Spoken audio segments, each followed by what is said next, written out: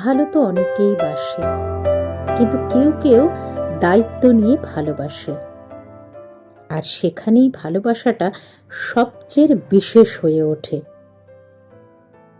তুমি নিজে পথ চলতে পারো, তবু সে তোমায় বলে সাবধানে যেও।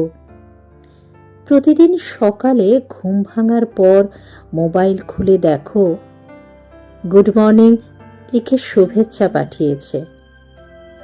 সে না লিখলেও তোমার দিন চলবে, কিন্তু তার লেখার মানে সে চায় তোমার দিনটা যেন একটু বেশি ভালো কাটে।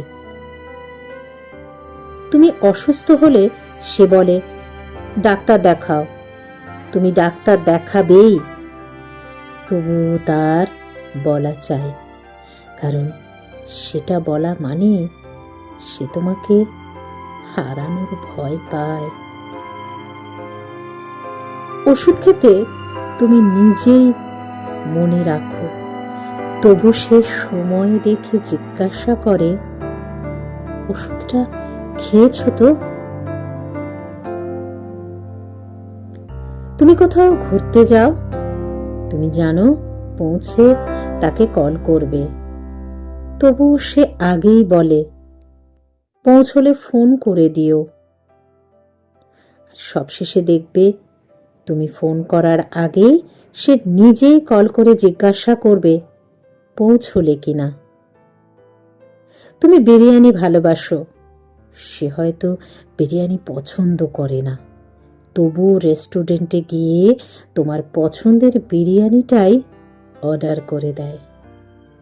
এমন মানুষ যার জীবনে আছে সে সত্যিই ভাগ্যবান, কারণ সেটা শুধু ভালোবাসা নয়, এটা এমন এক অনুভূতি যেখানে নিজেকে ভুলে অন্যকে অগ্রাধিকার দেওয়ার নামই দায়িত্বশীল ভালোবাসা।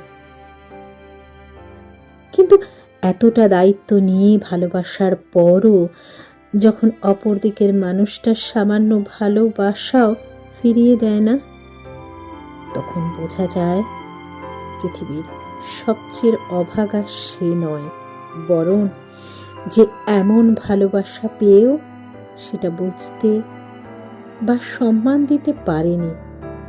সত্যিকারের অভাগা সে।